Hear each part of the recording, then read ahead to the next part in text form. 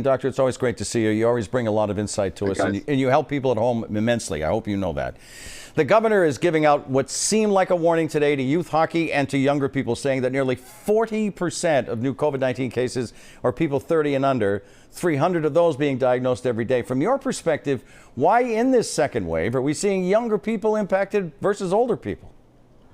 Right, so I want to talk about two issues. First of all, the younger people. We know who's ever infected the most are likely indoors, gathering in close proximity, not wearing masks, and I think that's one of the reasons why we've seen the under 30. Unfortunately, it's not limited to that. Because we're so interconnected, the CDC showed us that on an average of 9 days later, people 60 and over become infected. That's a real problem. One thing about the hockey that makes it unique environment, though, is that it's indoors, and you have this refrigerator effect with suboptimal ventilation and the plexiglass shields that keeps the air in, and then the players have heavy breathing on the rink and on the bench, and that's a real problem. So that's one of the reasons the Department of Public Health intervened and has put a pause on that.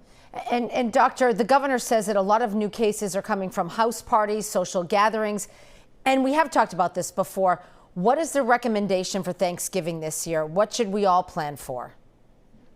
Maria, don't make me out to be the Grinch, okay? I won't. I'm not saying that there shouldn't be Thanksgiving with family, but we really have to be careful. If you're going to have people outside of your bubble come in, you have to plan.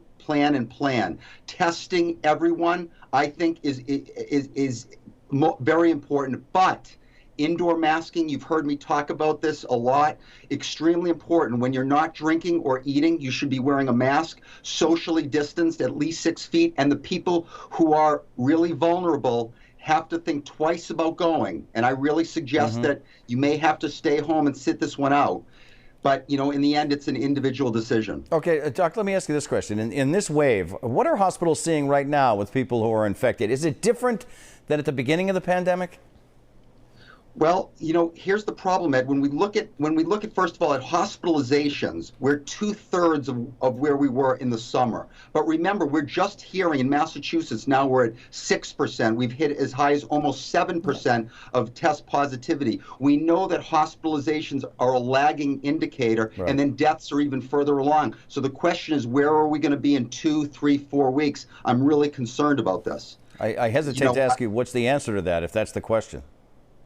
I mean, part of it is individual behavior. Again, back to the under 30 group. We have to, because we think a lot of transmissions are being sparked from that group, masking when you're indoors. Please don't party in large groups. These are the things that, even though you may not feel vulnerable, you very well may be passing it on to someone who could be hospitalized. We are still seeing people in the ICU. Even though we're treating this better, more critical patients are surviving.